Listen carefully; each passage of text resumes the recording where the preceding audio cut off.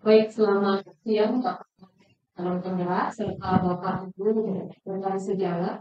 Pada pertemuan hari ini Jumat 10 Februari 2023 akan dilaksanakan diseminasi budaya positif. Ini berkaitan dengan modul 1.4 program pelatihan calon guru penggerak angkatan ketujuh. Pemateri hari ini ada 3 materi. Yang pertama, perubahan paradigma belajar yang akan disampaikan oleh Pak Markus. Yang kedua, posisi kontrol restitusi yang akan disampaikan oleh Pak John. Serta yang ketiga, materi segitiga restitusi yang akan disampaikan oleh Ibu Patricia. Nanti setelah pemaparan akan dilanjutkan dengan tanya jawab. Sebelum kita mulai pertemuan hari ini, mari kita mulai dengan doa pembuka. Mohon kesediaan Ibu Sri untuk memimpin doa.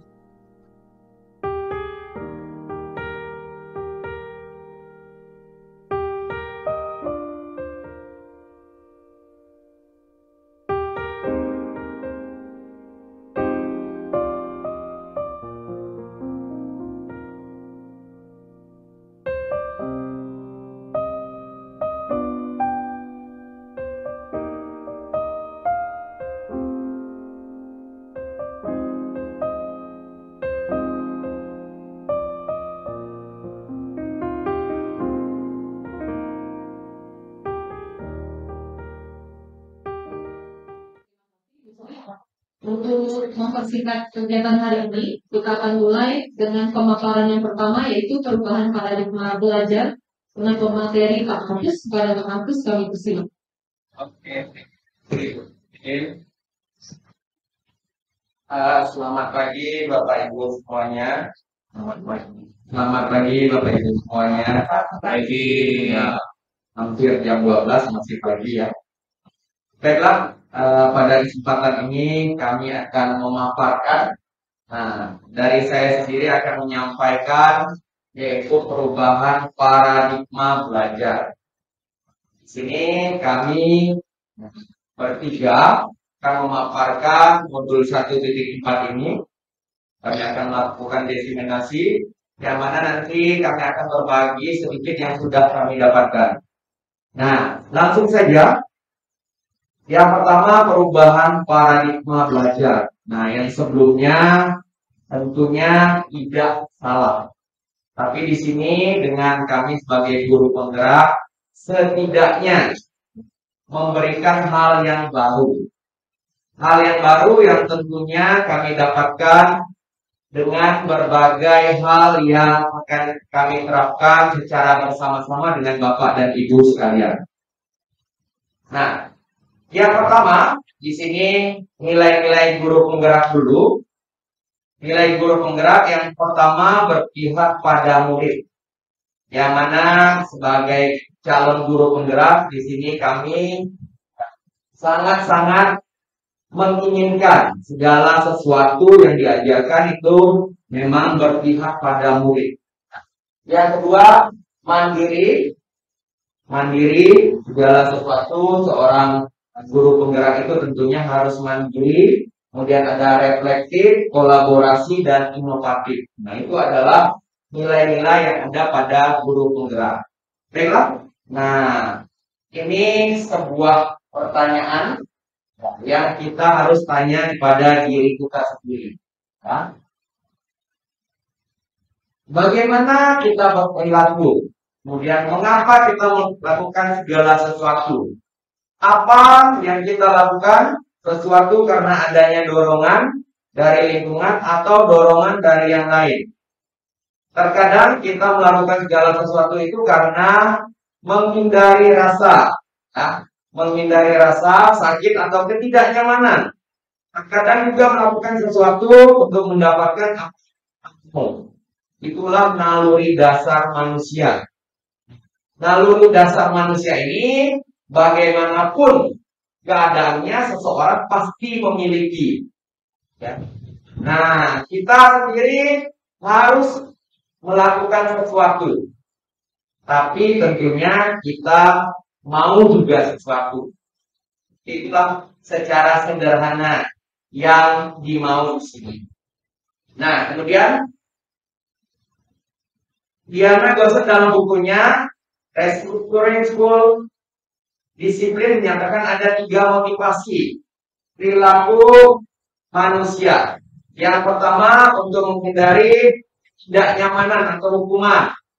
Yang kedua untuk mendapatkan imbalan atau penghargaan dari orang lain. Yang ketiga untuk menjadi orang yang mereka inginkan dan menghargai diri sendiri dengan nilai-nilai yang mereka percaya. Nah, kita mulai dari yang pertama dulu. Yang pertama untuk menghindari tidak nyaman atau hukuman. Ya jelas kita melakukan sesuatu ya untuk menghindari ketidaknyamanan. Baik itu dari atasan kita pun dari teman. Nah, kemudian yang kedua dapat imbalan penghargaan dari orang lain. Nah, yang tiga untuk menjadi orang yang mereka inginkan. Yang sesuatu menginginkan orang itu seperti apa. Ini ada struktur-struktur yang harus kita ikuti. Nah, kita lihat dulu. Nah, ini adalah inti yang harus saya jelaskan. Yang nanti akan dilanjutkan oleh rekan-rekan saya yang lain. Mengenai hukuman, konsekuensi, dan restitusi. Nah, yang pertama, dalam menjalankan peraturan ataupun keyakinan kelas sekolah, bila mana ada suatu pelanggaran tentunya jadi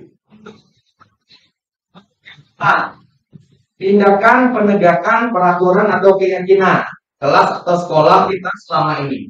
Tindakan terhadap suatu pelanggaran pada umumnya berbentuk hukuman atau konsekuensi. Itu adalah mengenai hukuman. Nah, sedangkan restitusi sendiri adalah proses menciptakan kondisi bagaimana murid memperbaiki kesalahan mereka sehingga mereka bisa kembali pada kelompok mereka dengan karakter lebih kuat. Restitusi juga merupakan proses kolaboratif yang mengajarkan murid untuk mencari solusi untuk masalah mereka dan membantu murid berpikir tentang orang seperti apa yang mereka inginkan dan bagaimana mereka harus memperlakukan. Tentunya siswa di sini mau dia dihargai. Kita di sifat dasar manusia. Nah, kita akan lihat dulu. Nah, ini adalah perbedaannya ya. Coba kita lihat di sini ada hukuman, ada konsekuensi dan restitusi. Tentunya teman-teman sekalian sudah meninggalkan yang namanya hukuman. Mudah-mudahan. Kemudian ada konsekuensi dan restitusi. Nah, di sini kita lihat perbedaan-perbedaannya. Yang pertama, sesuatu yang jadi kalau anak itu dihukum ya jelas menyakitkan. Kalau zaman dahulu kan berdiri satu kaki katanya pegang telinga. Ya, syukurnya di sekolah kita sudah tidak ada lagi. Mungkin sekarang sudah masuk ke konsekuensi. Nah, seperti apa? Kemudian yang diinginkan di sini adalah restitusi tersebut merupakan pilihan siswa tersebut dengan dia menyelesaikan sendiri sesuai keinginan dia dan dia memiliki sebuah hal yang harus dijalankan dengan pilihan tersebut. Nah, kemudian kalau hukuman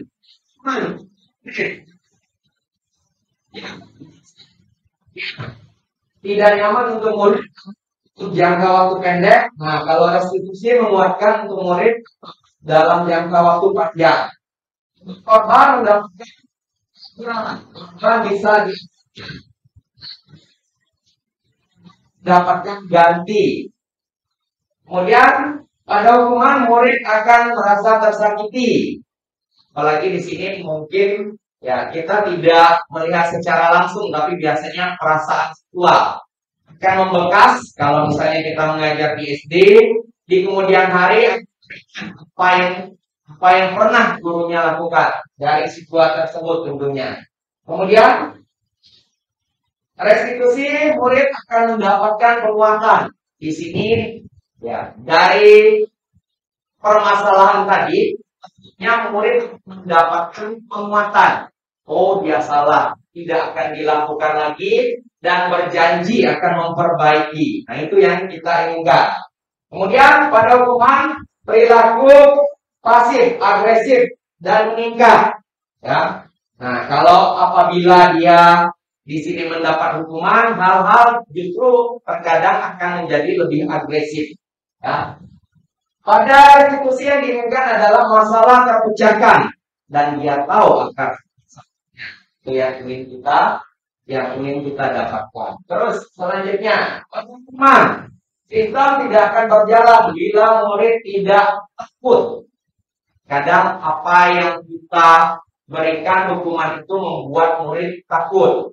Tapi kalau terlalu lama dan terlalu keseringan murid tersebut melakukan hal itu, justru biasanya dia tidak takut lagi. Jadi sebuah kebiasaan. Ya. Nah, di restitusi murid belajar bertanggung jawab untuk perilakunya. Ya. Artinya dari dalam dirinya, oh itu salah dan itu tidak boleh dilakukan secara itu. Nah, pada hukuman murid akan membenci peraturan seringan melanggar sehingga nanti aturan dibuat untuk dilanggar. Kalau pada restitusi murid akan menghormati dirinya dan orang lain. Artinya setiap yang dilakukan dia berpikir panjang. Apakah menyakiti orang lain atau menyalahi hal-hal yang lain. Jadi sudah membuat siswa atau murid melakukan penilaian dirinya sendiri. Nah, kemudian identitas gagal untuk hukuman bersifat negatif. Kalau untuk konsekuensi netral, yang kita inginkan adalah restitusi berubah menjadi hal yang positif.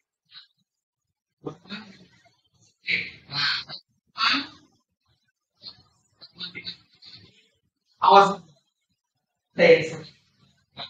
Yang kedua, konsekuensi. Dan sedikit di situ pemaksaan. Tapi kalau restitusi, apakah hal ini kamu lakukan atau tidak? Nah, nanti berikutnya akan dijelaskan oleh teman saya bagaimana perilaku ini berubah. Ya. Kemudian ada hukuman. Adanya paksaan. Harus. Kalau restitusi ada kontrol pada diri sendiri. Kemudian mendorong diri. Pada hukuman mendorong penyalahan diri. Kemudian pada restitusi mendorong disiplin positif. Kemudian hukuman lagi konsep dirinya buruk. Kalau pada restitusi konsep dirinya kuat. Pada hukuman murid dan anak belajar menyembunyikan kesalahan. Artinya segala sesuatu akan menimbulkan hal yang lain. Pada restitusi menguatkan siswa tersebut. Ya, ini nanti silakan dibacalah saya bagikan bahannya lah ya, bacakan masih panjang. Kemudian kita langsung saja. Nah, ini hukuman atau konsekuensi. Nah, dari yang saya jelaskan tadi, nah kita akan berdiskusi. Mungkin di antara semua ini teman-teman sekalian pernah melakukan atau mengalami. Nah, apakah itu termasuk hukuman atau konsekuensi? Coba kita lihat. Yang pertama, tindakan guru mencatat 100 kali di dalam buku kalimat, saya tidak akan terlambat lagi karena terlambat ke sekolah. Kira-kira itu hukuman atau konsekuensi kira-kira? Ayo Pak Ariston, gimana Pak Ariston? Hukuman atau konsekuensi ini? Ini ada di bawah ini. Nama itu kan aturan itu di awal sudah sepakati. Itu konsekuensi. Konsekuensi. Yang kedua itu bisa menjadi hukuman kalau hal itu tidak disepakati di awal. Oke, berarti Karena setiap kesepakatan yang diambil dua itu sesuai dengan kesepakatan yang kedua. Bukan dulu yang menentukan hal itu. berarti dua-duanya masuknya. Bisa jadi dua. Bisa jadi dua. Oke, terima kasih Pak Arifan. Mungkin Ibu Bindi yang pertama tadi termasuk yang mana kira-kira? Ayo, kita sama-sama menilai, mencatat 100 kali. Kira-kira termasuk yang mana ya? Kalau saya pribadi, Berarti hukuman ya? Hukumannya. Baiklah. Berarti yang pertama ini tergolong ke dalam hukuman. Yang pertama, ya, sebenarnya kalau sudah ada kesepakatan dari awal, ya, biasanya ini memang termasuk ke dalam konsekuensi. Tapi kalau sampai 100 kali itu memang tergolong ke dalam hukuman. Ya, biasanya seperti itu. Yang kedua, nah, lari mengelilingi lapangan basket 2 kali karena terlambat hadir di sekolah. Ini biasanya kalau sudah kesepakatan awal, biasanya murid tentunya akan melaksanakan karena mereka harus pemanasan. Ya, biasanya seperti itu. Jadi ini adalah konsekuensi, biasanya tergolong ke konsekuensi. Kemudian membersihkan coretan yang dibuat di meja tulis. Nah, ini juga tergolong sebagai konsekuensi biasanya ya. Kemudian murid diminta push up 15 kali karena tidak menggunakan masker ke sekolah. Nah, ini kira-kira termasuk hukuman atau konsekuensi? Ya, gimana? Oh, boleh, silakan.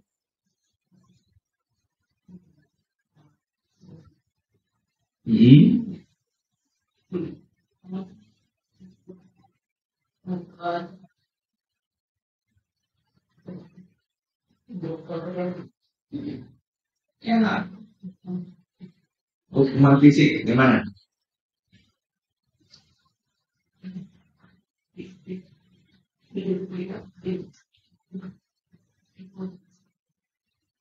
Ya, kalau sudah disepakati artinya dia melakukan konsekuensi apa yang disepakati. Intinya dari awal kesepakatannya seperti apa.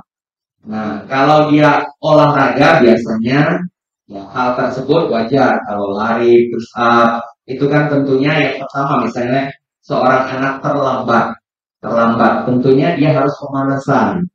Nah, pemanasan. Nah, konsekuensinya apa? Oh, dia harus karena terlambat harus lari. Sementara teman-temannya kan udah pemanasan. Nah, jadi itu sebuah konsekuensi biasanya. Gitu ya, Madam ya. Oke. Oke, masih banyak lagi yang lainnya di sini. Nanti kita lihat di bahan berikutnya ya, Pak Ibu ya. Mungkin sekian dari saya. Nah, di sini kesimpulan singkat ya untuk materi ini. Kebiasaan kita selama ini bila ada orang yang berlaku salah pada kita adalah langsung memaafkan. Atau bahkan kita melakukan sesuatu membuat orang tidak nyaman atau merasa bersalah. Kita cenderung untuk berfokus pada kesalahan daripada mencari cara bagi orang untuk yang berbuat kesalahan untuk memperbaiki diri. Nah, kita terkadang lebih fokus pada ya, cara mereka membayar akibat dari kesalahan mereka, dari apa yang mengembalikan harga diri mereka, membuat kondisi menjadi impas. Lebih penting daripada membuat situasi menjadi benar. Nah, itu kesimpulan singkat yang dapat saya jelaskan untuk materi ini. Mungkin demikian dari saya, Ibu Sisil. Terima kasih atas kesempatannya. baik, terima kasih Pak Markus atas pemaparannya yang dengan materi perubahan paradigma belajar. Selanjutnya kita akan mendengarkan pemaparan dari materi yang kedua, posisi kontrol restitusi oleh Pak John. Pada Pak John kami persilakan. Teman-teman semuanya, Saya di sini akan menyampaikan kelanjutan dari yang sudah disampaikan oleh Pak Margus tadi. Ini adalah semuanya bagian dari budaya positif yang turun menjadi sebuah disiplin positif yang akan coba kita hidupi di sekolah kita, dan di mana sebagian besar itu sebetulnya sudah ada, sudah dilakukan. Apalagi bagi Bapak Ibu guru yang sudah mengajar beberapa belas bahkan berapa puluh tahun di sekolah kita ini, semua yang kita pelajari ini sebetulnya sudah mereka lakukan. Hanya ini kita mau mencoba merefresh kembali dengan tampilan baru, dengan mungkin pemahaman baru untuk mengingatkan kita kembali. Nah, yang akan saya sampaikan ini adalah 5 posisi kontrol guru khusus, ya, 5 posisi kontrol guru yang sebetulnya tadi yang seperti yang saya sampaikan tadi, posisi kontrol ini adalah di mana kita sebagai guru membangun sebuah budaya positif untuk menjadi sebuah disiplin positif yang sudah menjadi yang akan membudaya di mana tempat kita mendidik siswa-siswi kita.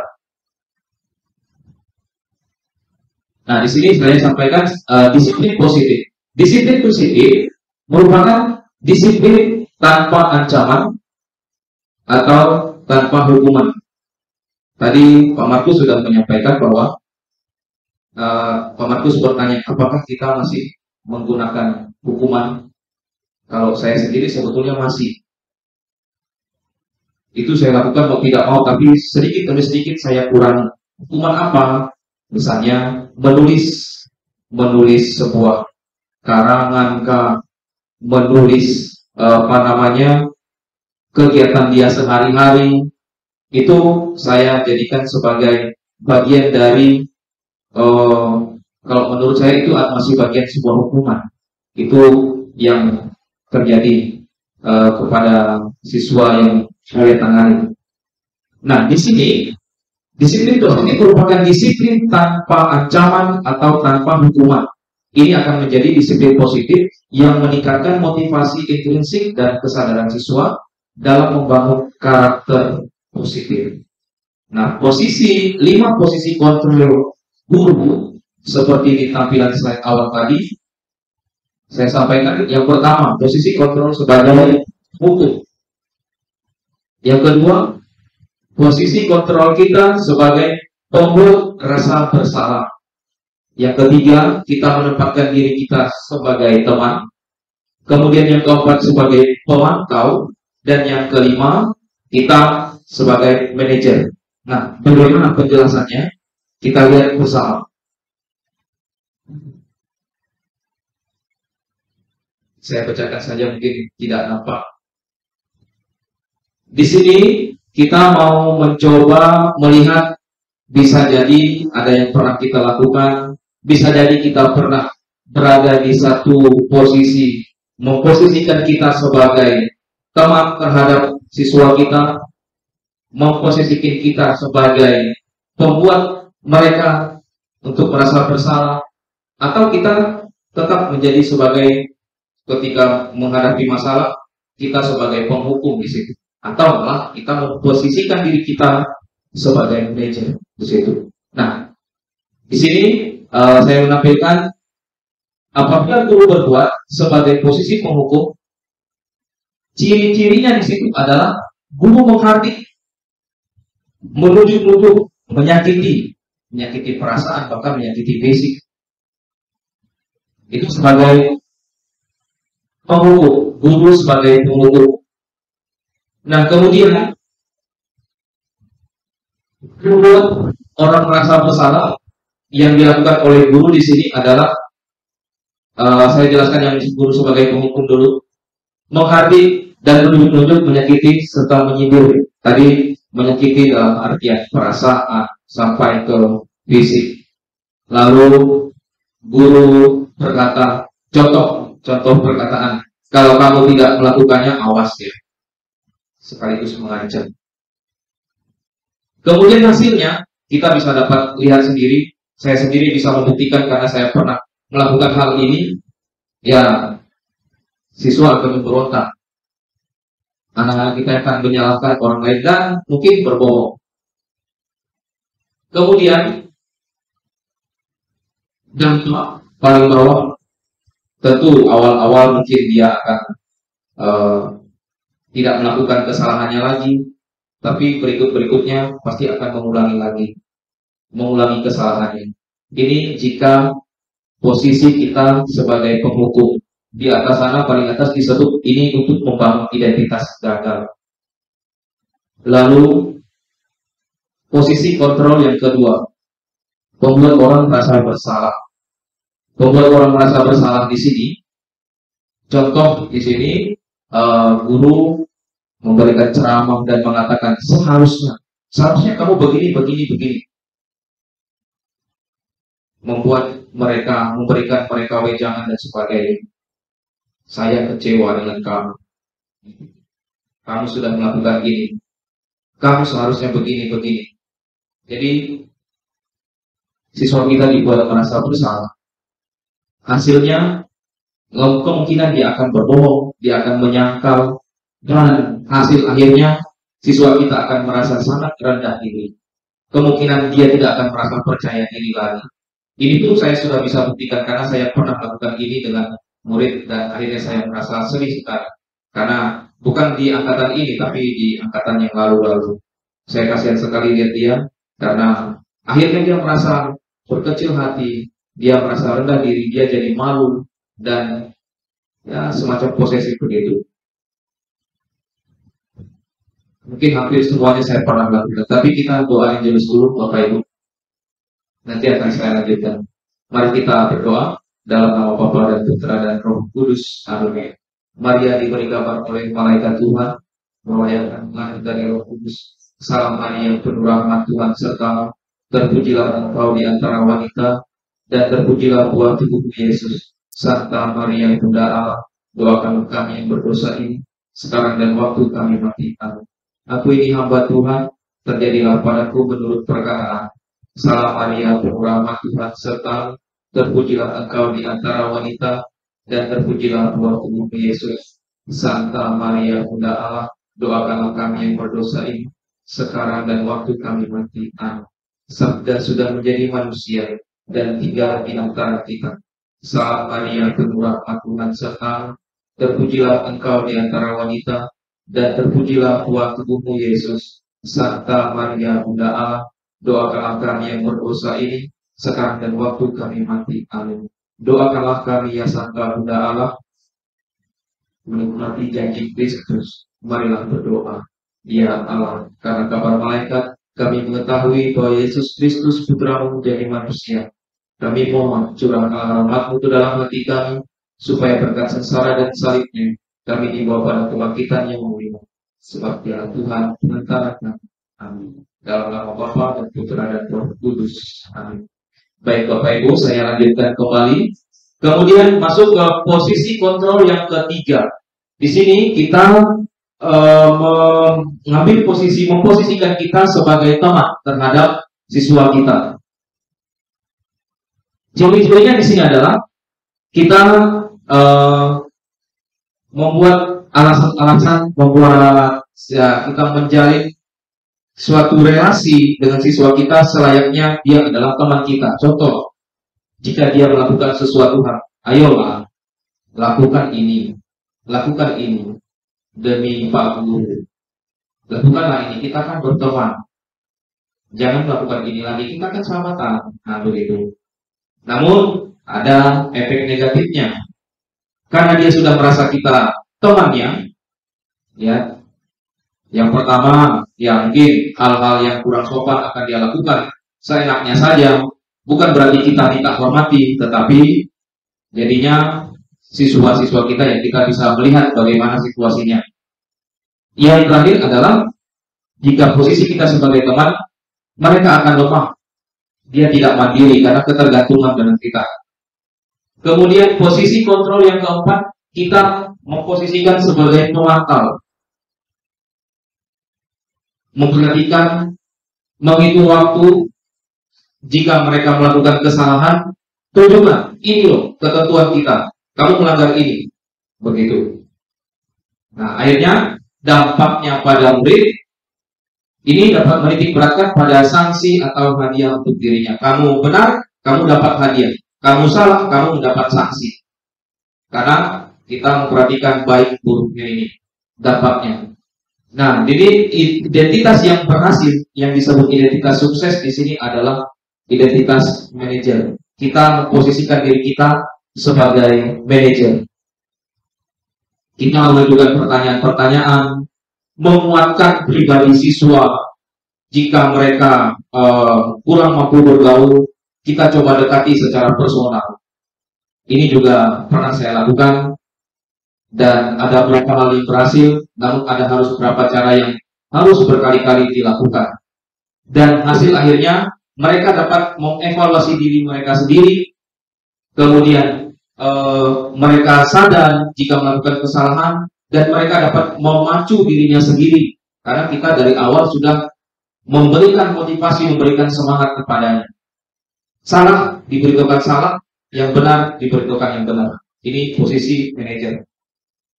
Terakhir, saya penguatan ini sebelum ke bagian yang terakhir. Di sini pengantar untuk nanti yang akan disampaikan oleh Bu Patricia. Disiplin positif dapat tumbuh ketika guru yang tepat, guru sangat tepat dalam memilih posisi dalam restitusi, dalam posisi kontrol tadi. Satu tayangan video yang mungkin pernah kita lakukan atau belum pernah kita lakukan.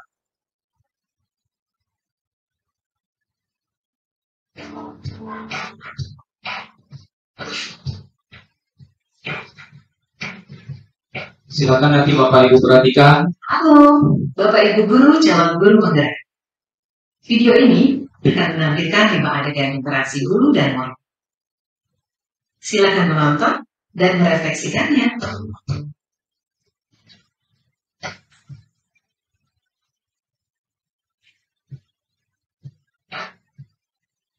Pagi anak-anak, silakan PR yang kemarin Ibu berikan diletakkan di meja. Anton, kamu sudah mengerjakan belum? Ya kan sayang. Kamu selalu ya mengerjain PR. Sekarang kamu duduk di depan, lalu tulis. Saya berjanji tidak akan mengulangi lagi. Saya berjanji akan berusaha menjadi murid yang rajin belajar sampai pelajaran saya selesai.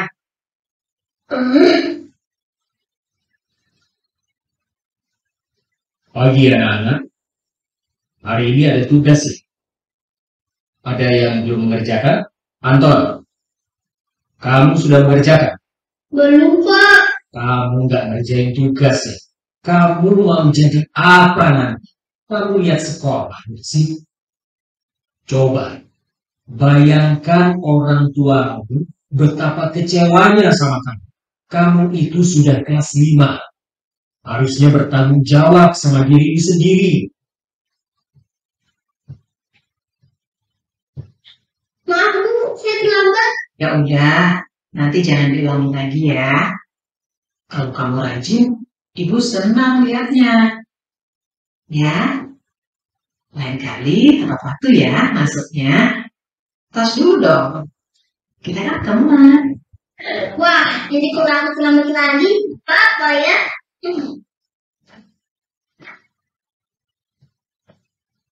Kamu kok nggak pakai baju olahraga?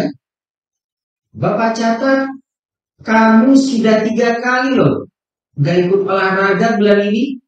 Iya, Pak. Udah 3 kali berarti saya dapat sanksi, Pak.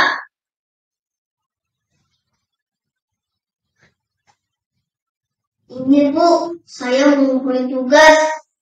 Maaf ya, Bu, saya terlambat mengumpulin tugas. Kenapa kamu terlambat mengumpulkan tugas? Iya, Bu. Saya kalau sore bantu Ibu jaga warung. Besok aku kerjain tugas. Kira-kira nih, apa yang bisa kamu perbaiki supaya kamu bisa mengerjakan tugas tepat waktu? Coba, kapan biasanya kamu membantu Ibu jualan? Jam 6 sampai jam 8 malam, Bu. Bagaimana kalau kamu membuat jadwal? Kapan kamu akan mengerjakan tugas? Oh gitu ya, Bu. Ya coba deh, Bu. Terima kasih, Bu. Terima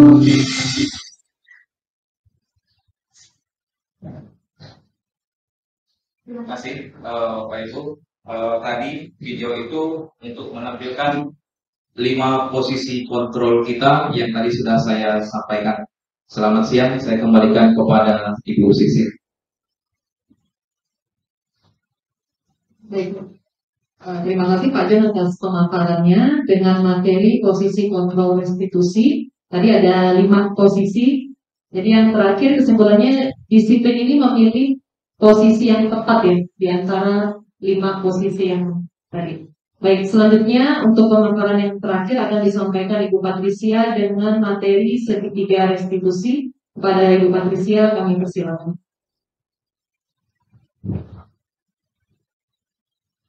Ya baik, terima kasih Bu Cecilia. Dan selamat siang Bapak Ibu. Apa kabarnya nih? Masih semangat? Masih. Iya. Oke baik. Nah jadi untuk pemaparan saya yang terakhir ini adalah semacam penerapan dari tadi yang sudah disampaikan oleh Pak Markus, dari Pak Markus, kemudian tadi sudah dilanjutkan oleh Pak John. Nah, jadi di sini saya akan memaparkan sedikit tentang bagaimana menerapkan segitiga restitusi. Jadi kalau tadi dari Bapak Ibu simak penjelasan yang dibawa oleh Pak John, itu ada 5 kontrol si guru. Nah, memang kita di sini diarahkan ya untuk mengambil, jika memungkinkan mengambil posisi kontrol sebagai manajer. Jadi di sini adalah supaya anak-anak didik kita pun akhirnya memiliki identitas yang berhasil. Nah, untuk langkah mencapai itu, nah kita bisa menggunakan yang namanya segitiga restitusi, ya. Nah, jadi ini sifatnya tidak hanya untuk menangani yang permasalahan-permasalahan umum seperti kayak keterlambatan atau tapi ini bisa dipakai secara umum dalam keseharian kita sebagai pendidik. Nah, mungkin nanti saya akan sajikan dulu seperti apa segitiga restitusi itu. Nah, kemudian apa saja langkahnya, kemudian bagaimana panduan atau contoh-contoh panduan kalimat yang bisa kita gunakan untuk menerapkan setiap langkah dari segitiga restitusi. Nah, jadi di sini memang tujuan dari pemaparan saya di sini adalah untuk menerapkan segitiga restitusi dalam rangka menciptakan disiplin positif. Jadi tadi seperti yang sudah disinggung oleh Pak John dan Pak Markus, di sini arahnya dari budaya positif, modul yang kami pelajari ini adalah bagaimana supaya kita bisa membimbing anak-anak memiliki disiplin. Tapi disiplinnya bukan berasal dari dorongan luar, tapi dari dorongan dari diri sendiri. Jadi diharapkan di sini bisa muncul yang namanya kemerdekaan. Jadi anak-anak tidak perlu dipaksa, dia bisa atur jadwal belajar sendiri. Tidak perlu dipaksa, dia bisa mengerjakan tugas sendiri. Karena dia sadar bahwa dia membutuhkan. Nah, disiplin seperti itulah yang goalnya, yang pengennya kita bisa capai. Nah, di sini untuk sedikit info, tadi juga sudah ada disebut. Jadi dari pemaparan budaya positif ini itu diambil dari pemakasannya mungkin ya kalimatnya ya, pencetus ya, bukan pencetus ya, semacam pemakasannya ya, itu Diane Gosser. Ini dalam bukunya Restitution Restructuring School Discipline telah merancang sebuah tahapan bernama segitiga restitusi. Nah, jadi di sini, nah sebagai informasi awal, segitiga restitusi ini proses dialog.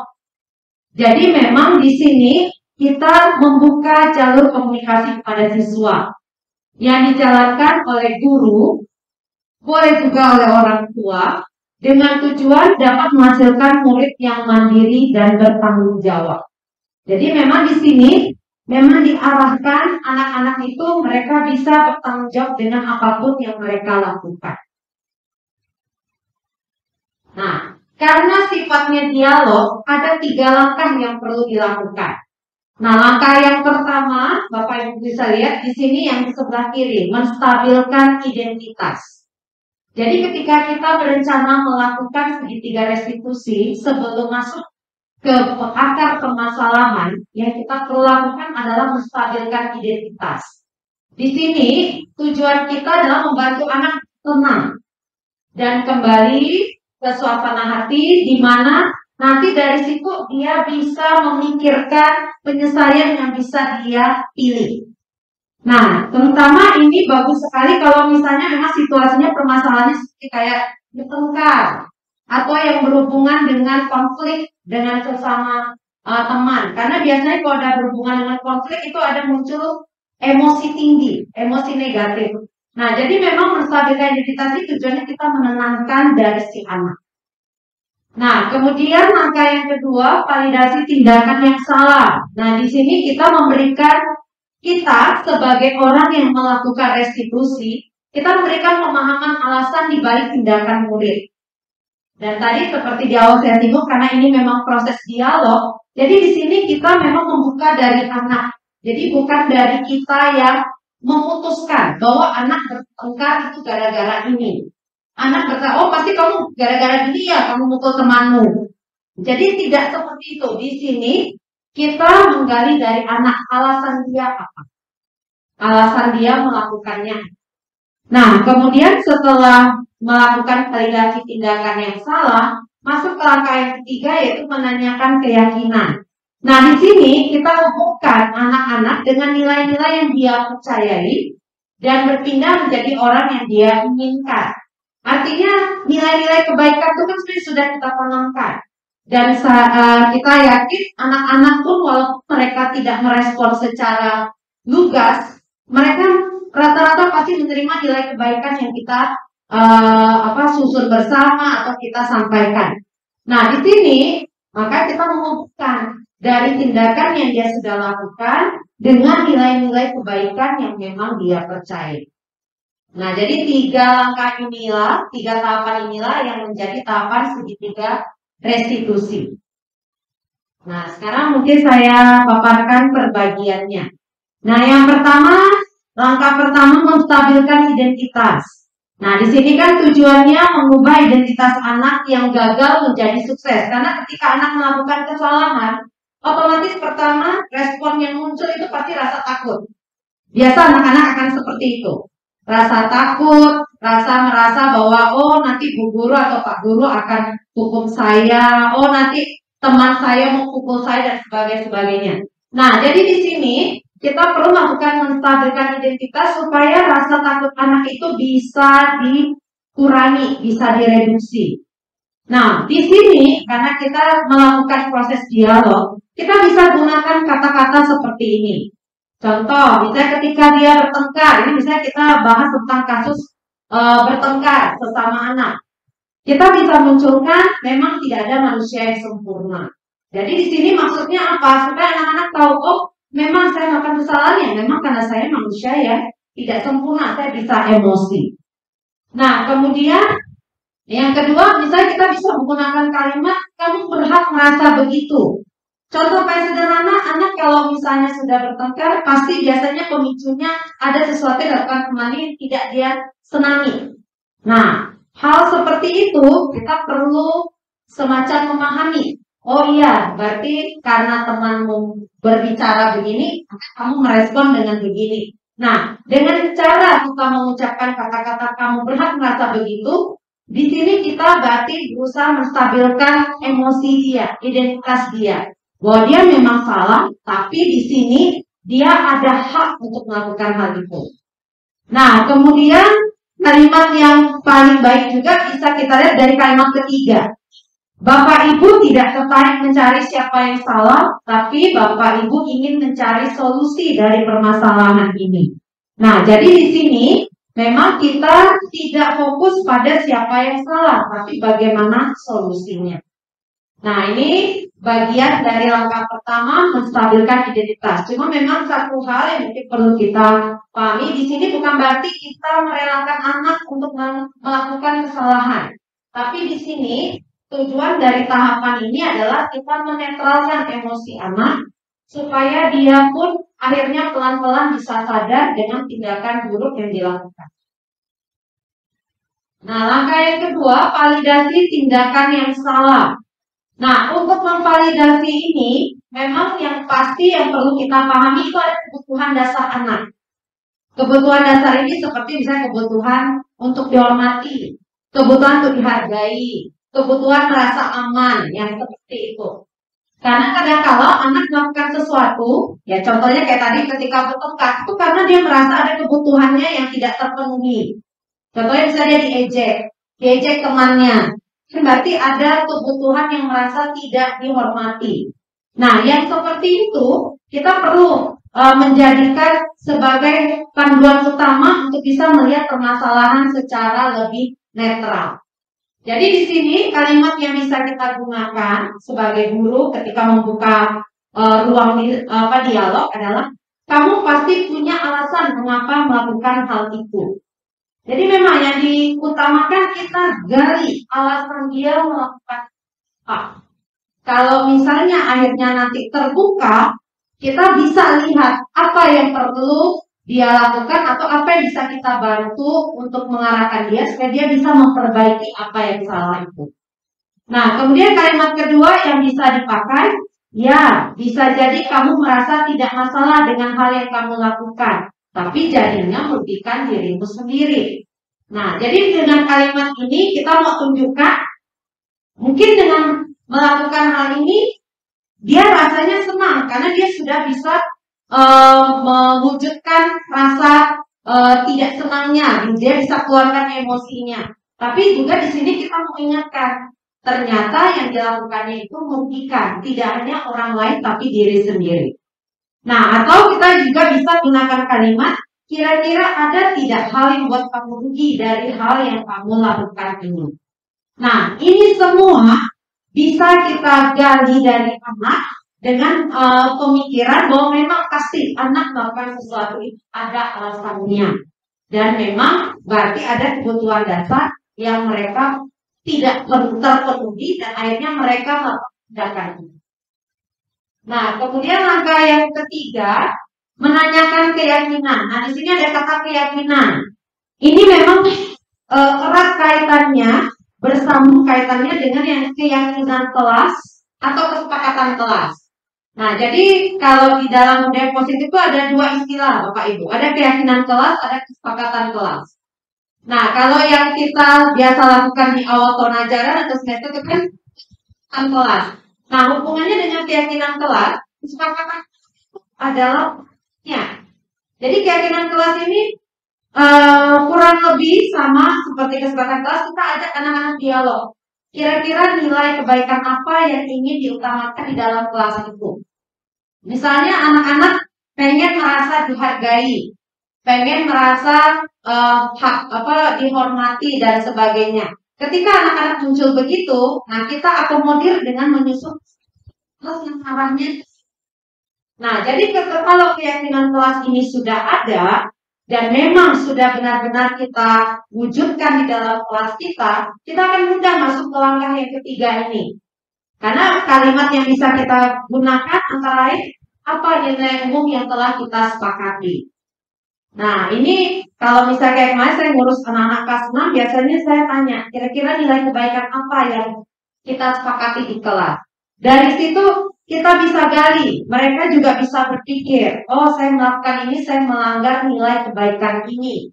Nah, itu bisa dimunculkan kalau memang dari awal kita sudah di kelas itu memang jelas ada kesepakatan kelas, jelas ada keyakinan kelas. Nah, kemudian yang kalimat kedua yang bisa kita pakai, nilai kebaikan apa yang kamu langgar dari tindakanmu ini. Nah, itu yang memang bisa juga kita pakai untuk menanyakan keyakinan dari si anak. Dan yang terakhir, kamu mau jadi orang yang seperti apa? Nah, ini kaitannya karena tadi kita mau membina individu yang beridentitas sukses. Nah, makanya di sini memang arahnya adalah kita memang tanyakan ke anak. Ketika nyusun keyakinan kelas itu boleh kita tanyakan ke anak. Kira-kira kalian pengen seperti apa? Kalian pengen jadi orang seperti apa? Nah, dari situlah bisa dimunculkan keyakinan-keyakinan kelas yang nantinya produknya adalah kesepakatan kelas. Ya, jadi keyakinan kelas, kesepakatan kelas, dan akhirnya nanti bisa dipakai di sini. Nah, yang berikutnya, setelah 3 tahapan itu kita lakukan, masuklah ke gali pemecahan masalah yang relevan dari anak. Jadi kata kuncinya di sini memang pemecahan masalah itu diharapkan mengalir dari anak. Jadi kalau misalnya ini berkaitan dengan kasus keterlambatan, setelah kita tahu alasan-alasannya dan sebagainya, kita gali dari anak. Apa kira-kira yang bisa dia lakukan supaya dia tidak terlambat lagi datang ke sekolah. Dan yang berikutnya, dedikasi waktu. Kapan dimulai usaha perbaikan? Inilah kata kunci utama penutup dari kegiatan segitiga restitusi ini. Kita tanya ke anak, kapan kamu mau mulai usaha perbaikanmu? Ya, nah jadi kalau misalnya ini sudah, paling kita hanya tinggal melakukan ya fungsi kontrol juga, dalam artian kita lihat apakah memang anak sudah melakukan atau belum langkah-langkah yang dia sudah susun. Nah, kalau belum, berarti memang perlu kita lakukan lagi. Nah, yang pasti dari ketiga langkah segitiga restitusi ini idealnya memang 3 tahapan itu dilakukan Bapak Ibu. Tapi kalau misalnya memang akhirnya kita hanya melakukan 2 diantaranya, ya itu yang pasti goal utamanya tetap di sini kita menggali pemecahan masalah yang relevan dari anak. Jadi kita upayakan solusi bukan dari kita, tapi anak. Kita pandu anak supaya dia akhirnya bisa berpikir untuk menyelesaikan masalahnya. Nah, kira-kira begitu pemaparan segitiga restitusi. Nah, ya untuk rencana tindak lanjut ini mungkin nanti bisa Bapak Ibu atur. Misalnya pertama, kalau misalnya kemarin belum ada penyusunan keyakinan kelas atau kesepakatan kelas secara jelas, boleh Bapak Ibu coba lakukan.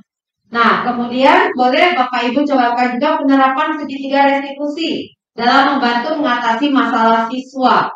Nah, boleh dimulai dari misalnya masalah-masalah yang seperti terlambat, kemudian kalau ada anak-anak yang bertengkar dan sebagainya. Dan di situ memang perlu ada waktu. Jadi artinya ketika Bapak Ibu mencoba menerapkan, ya berarti minta anak juga memberikan waktunya kapan dia akan mulai untuk melaksanakan atau melakukan solusi yang dia sudah coba lakukan. Nah, kira-kira seperti itu Bapak Ibu sejauh ini. Ada yang mau bertanyakan dulu Bapak Ibu? Silakan. Nah, mungkin untuk sebagai gambaran sedikit, ini kebetulan kemarin kami ada buat video tugasan. Temanya di situ kami harus melakukan segitiga restitusi pada siswa. Nah, jadi mungkin saya akan lihatkan sekilas satu kasus di mana saya coba menerapkan segitiga restitusi. Dan mungkin ini bisa jadi inspirasi bagi Bapak Ibu.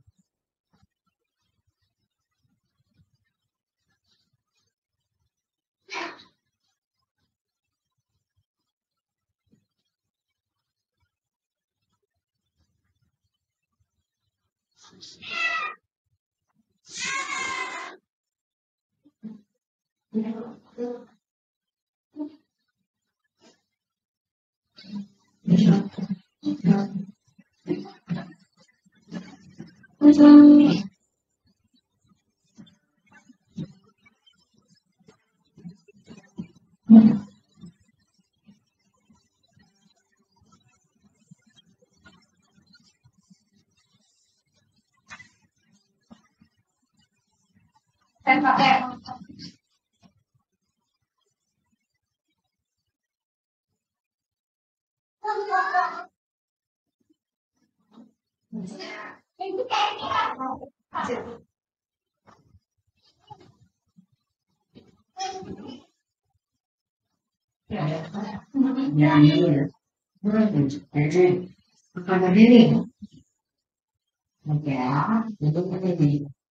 kira-kira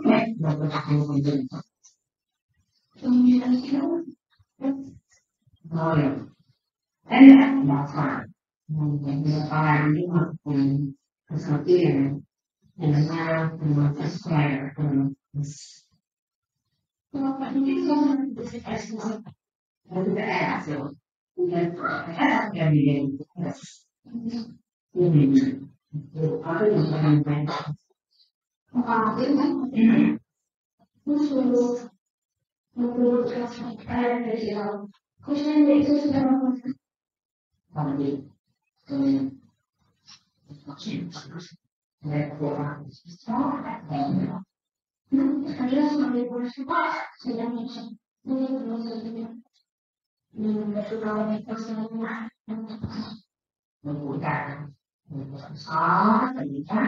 jadi kalau saya sampai tapi memang sebelumnya itu kita dari kebijakan ini hanya ini makanya sudah pernah nggak?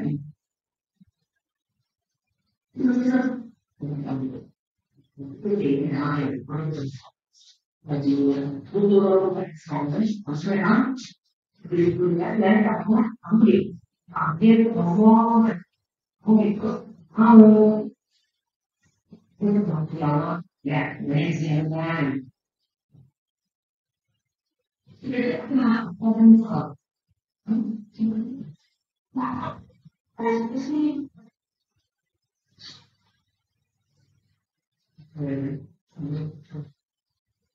nah jadi kan ada kami beberapa tidak pak tidak itu tidak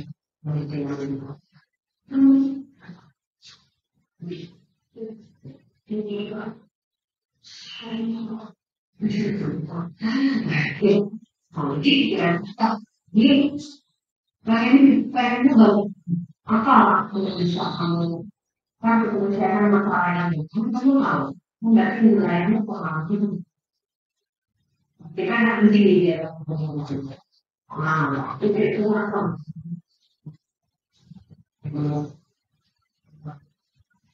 ya mereka bagaimana untuk belajar ini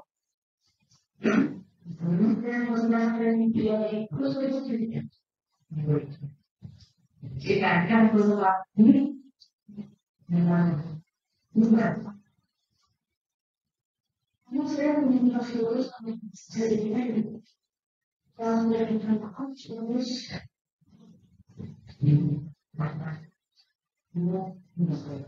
mungkin kombinasinya sebetulnya kalian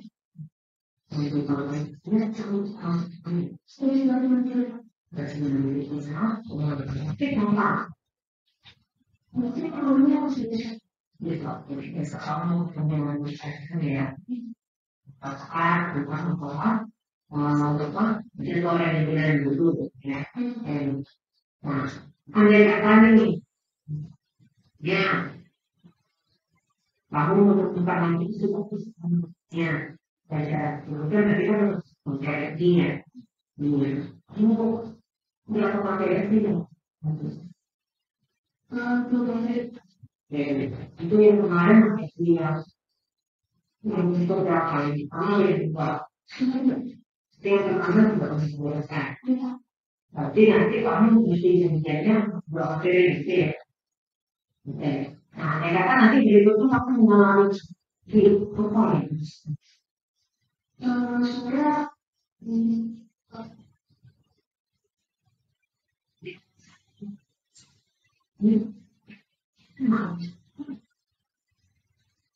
saya hanya belum tujuan kira-kira apa yang sama saya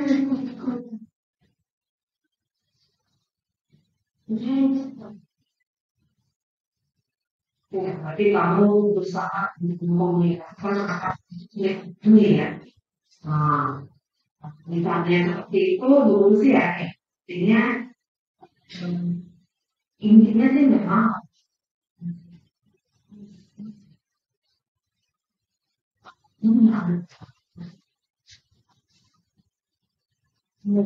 saja dia kita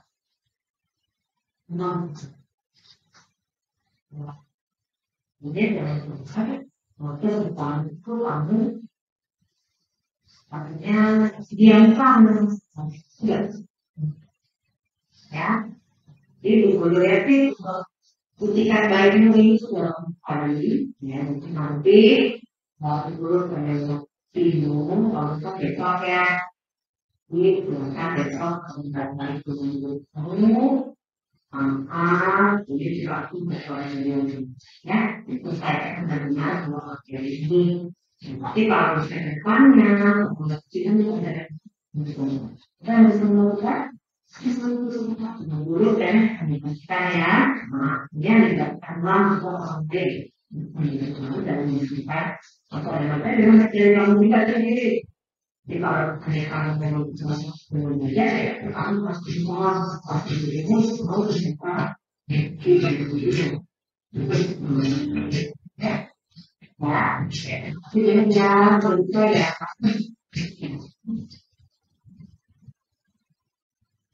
Baik Bapak Ibu, kira-kira begitulah bagaimana melakukan restitusi. Jadi di sini memang lebih banyak menggali pada anak. Jadi kita mengarahkan anak untuk mengenali apa alasan dibalik tindakannya dan solusi yang bisa mereka lakukan. Ya baik, sekian dari saya. Terima kasih atas perhatiannya. Saya kembalikan Ibu Surya.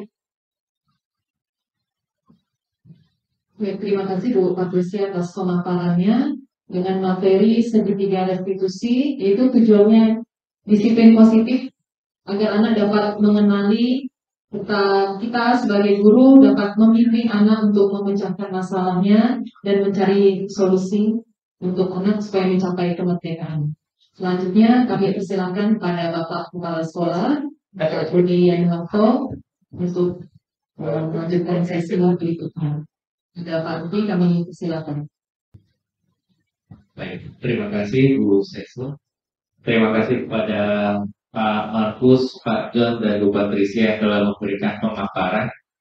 Walaupun ini mungkin awalnya dikerjakan karena tugas sebagai seorang guru penggerak, tapi nantinya ini akan bermanfaat bagi kita semua.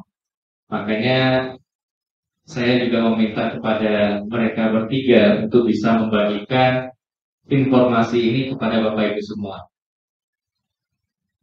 Kita perlu tahu bahwa kondisi peserta didik kita, kondisi murid kita tidak lagi sama seperti 10 tahun lalu. Tidak lagi berada di zaman 15 tahun lalu atau 20 tahun lalu. Dengan 5 tahun lalu atau 2 tahun lalu saja sudah berbeda. Di sini kita akan menggali, lebih pada menggali dari peserta didik itu sendiri. Permasalahan yang ada, kekurangan yang ada, kita gali dari mereka, bagaimana dan langkah apa yang bisa mereka lakukan agar masalah tersebut terselesaikan. Ini erat kaitannya dengan salah satu bagian dari yang ingin kita capai di sekolah, yaitu anak bisa berpikir kritis, bernalar kritis, dan dia juga bisa mengatasi permasalahan yang dihadapinya secara mandiri. Saya berharap Bapak Ibu semua bisa secara perlahan namun pasti bergerak ke arah ini sehingga pembelajaran di sekolah, kemudian peserta didik kita menjadi anak-anak yang bisa mengembangkan potensi mereka dengan lebih baik.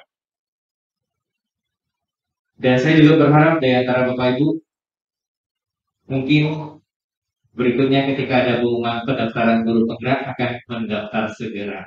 Karena banyak ilmu yang bisa kita dapatkan, banyak hal yang bisa kita pelajari untuk pengembangan diri dan juga pengembangan peserta didik kita. Terima kasih Bapak Ibu semua.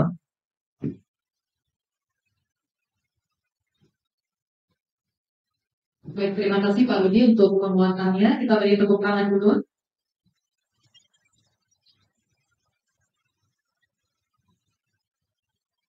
Baik, selanjutnya kami akan buka sesi tanya jawab kepada Bapak Ibu rekan sejawat. Silakan.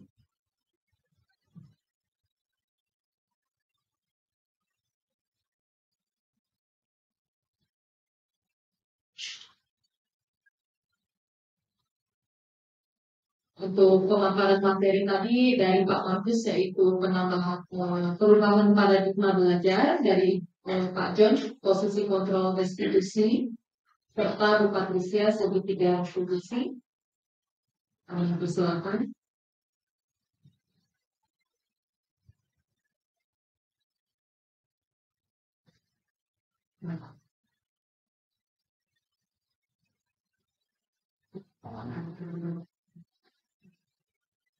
Bisa juga memberikan komentar atau tanggapannya, mungkin ada sesuatu hal baru yang didapatkan dari pertemuan hari ini.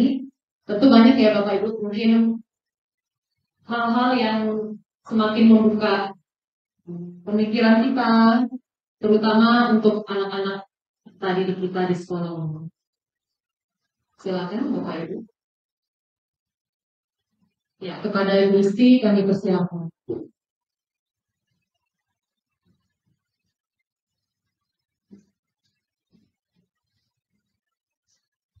Terima kasih Bu Cecil. Sebelumnya juga saya mengucapkan terima kasih kepada Ibu Patricia, Pak John, dan Pak Markus yang memberikan materi kali ini. Materinya menarik sekali karena berkaitan dengan proses pembelajaran di dalam kelas. Yang saya ingin tanyakan adalah berkaitan tentang yang berkaitan tentang manajer, teman, sama hukuman tadi. Apakah pada saat proses pembelajaran berlangsung kita dapat menggunakannya secara acak atau sebenarnya kita hanya milih satu saja yang bagian manajer saja? Baiknya bagaimana? Terima kasih. Baik, terima kasih Bu Isti atas pertanyaannya, sangat menarik ya. Ini tadi dipaparkan oleh Pak John berkaitan dengan posisi restitusi. Kepada Pak John kami silakan. Terima kasih Bu Isti atas tanggapannya. 5 posisi kontrol guru di situ merupakan pilihan bagi kita atau sebagai bagian dari refleksi juga bagi kita. Apakah kita akan laksanakan pada saat pembelajaran atau kita akan laksanakan di luar pembelajaran. Nah, tetapi pilihan waktu yang baiknya agar mendapat kesempatan yang agak lama, agar kita dapat membangun personalitasnya dengan siswa kita, baiknya sih setelah pembelajaran. Karena di situ kita akan menggali. Yang dilakukan di situ adalah restitusinya, proses restitusinya. Nah, kelima posisi kontrol kita sebagai guru itu, di situ kita lakukan peran kita. Apakah kita mau mengambil sebagai teman? Pada saat pembelajaran pun bisa juga, ya. Pada saat di luar pembelajaran pun bisa juga, karena itu pilihan kita. Namun tadi kita diberikan peluang, idealnya itu berhasilnya itu adalah pada posisi manajer, begitu. Memang tidak menutup kemungkinan kita dapat membangun sewaktu-waktu sekali-sekali sebagai posisi sebagai teman, posisi sebagai penghitung waktu, ya, gitu. Nah, jadi kita diberikan peluang, diberikan pilihan-pilihan bagaimana yang baiknya. Namun identitas gagal akan terbangun apabila kita tetap bertahan pada posisi penghukum sebagai posisi pembuat rasa bersalah, begitu. Silakan mau diatur apakah pada saat pembelajaran atau pada saat setelah pulang. Nah, begitu. Itu jawaban dari saya. Ada lagi kah? Terima kasih. Silakan Bu Siti. Terima kasih Pak Jo. Mungkin dari Bapak Ibu calon guru penggerak ada tambahan atau Bapak Ibu rekan sejawat menambahkan tanggapan atau komentar, dipersilakan. Terima kasih. Jadi ini sedikit saja tambahan tadi seperti yang disampaikan oleh Pak John. Jadi memang 5 posisi kontrol ini kan memang lebih sifatnya sebagai buat apa dia yang bergantung pada kita, ya berarti memang posisi kita selama ini adalah sebagai teman, posisi kontrol teman. Nah, sedangkan memang untuk membentuk anak menjadi identitas yang sukses dan identitas yang gagal itu memang jelas terbagi. Kalau kita hanya berfokus pada posisi pengen memang berada pada identitas yang sukses, berarti upayakan bahwa kita berada seminimal mungkin di posisi kontrol teman. Lebih baik lagi kalau sudah sampai pada tahap manajer. Nah, kapan kita lakukannya ya baik dalam kegiatan pembelajaran maupun keluar pembelajaran. Nah, mungkin seperti itu kali ya, Bu Isti ya. Terima kasih. Baik, terima kasih. Mungkin ada tambahan dari Markus. Terima kasih Bu Isti. Memang dari tipe-tipe itu ada 5 tipe, itu biasanya memang ada kalanya hal tersebut sebuah pilihan. Tapi yang dikehendaki di sini tentunya kontrol sebagai manajer yang dikehendaki. Kalau bisa mungkin itu akan dicoba diperbaiki hingga sampai pada tahap kontrol manajer. Karena dengan manajer memanajeri semuanya, manajerial, tentunya hal tersebut ya memberi hal dan masukan yang lebih baik tentunya. Mungkin itu aja dari saya. Jadi sebenarnya itu tipe-tipe dan lebih baik pada manajer. Mungkin itu aja. Baik, terima kasih dari 3 guru calon guru penggerak. Jadi posisi manajer ya. Ya, mungkin ada tambahan dari kepala sekolah atau jawab. Oke, baik. Jadi izin menambahkan. Ini saya buka PR zaman dulu saya. Ya, jadi intinya Bapak Ibu, 5 posisi tadi adalah 5 posisi kita untuk bergerak. Bergerak dalam kita bagaimana membangun kedekatan kita dengan anak-anak. Hal yang harus kita capai di akhir, dan ini butuh proses adalah berada di posisi manajer. Ini bukan posisi yang mudah. Tidak setiap saat kita bisa berada di posisi manajer. Tidak setiap saat juga kita di posisi guru yang membuat anak merasa bersalah. Jadi kita memainkan peran kita untuk kategori anak yang seperti ini. Ingat Bapak Ibu, anak-anak kita adalah anak yang unik. Tidak ada kesamaan antara satu dan yang lain. Cara penanganan berbeda. Disitulah fungsi kontrol kita 5 posisi tadi. 5 posisi tadi. Posisi terbaik adalah manajer. Manajer itu adalah berarti kita bisa memanage anak tersebut sehingga dia bisa mengetahui permasalahannya apa, akar permasalahan apa, dan solusi yang bisa dia lakukan itu apa. Tanpa kita harus memberi dia rasa bersalah, tanpa kita harus memberikan hukuman, tanpa kita harus menjadikan dia sebagai teman baru mau bergerak. Karena 4 posisi di bawah ini ada plus minus, terutama minusnya agak banyak. Plusnya sedikit. Contoh Bapak Saudara ketika dia merasa sebagai teman dari guru dan murid posisinya teman. Ini agak berbahaya. Berbahaya di mana? Anak-anak bisa saja tidak mengerti batasan sampai di mana. Sampai akhirnya benar-benar Bapak Ibu akan dianggap seperti teman sebayanya. Itu berbahaya. Makanya kita bergerak perlahan, kita belajar bersama untuk mencapai posisi kontrol manajer. Tidak mudah, tapi kita akan terus berproses bersama. Saya rasa itu tambahan dari saya. Terima kasih. Terima kasih Pak Rudi. Intinya butuh proses untuk mencapai posisi manajer. Yang pasti tujuan kita baik, ya. Dimana untuk memilih posisi yang tepat ini menyesuaikan juga dengan karakteristik siswa dan kondisi yang ada di nyata atau di lapangan. Baik, mungkin ada tambahan lagi komentar dari Bapak Ibu. Jika tidak ada, kita akan tutup dengan kesimpulan. Intinya pada pertemuan hari ini dengan pertemuan diseminasi budaya positif, yang pertama perubahan pada kita belajar, ada hal baru yang perlu diterapkan dengan 5 poin. Yang pertama adalah berpihak pada murid, mandiri, reflektif, kolaborasi, serta inovatif. Lalu yang kedua, posisi kontrol restitusi tadi yang baru kita bahas ada 5, yaitu guru sebagai penghukum, pembuat merasa bersalah, teman, pemantau ataupun posisi yang tadi terbaik adalah manajer, serta yang ketiga, materi segitiga restitusi, yaitu dengan 3 poin utama, yaitu menstabilkan identitas, validasi tindakan yang salah, serta yang ketiga menanyakan keyakinan, dengan tujuan kita membimbing atau mengarahkan anak untuk mengenal masalahnya, memecahkan masalahnya, untuk mencapai kemerdekaan.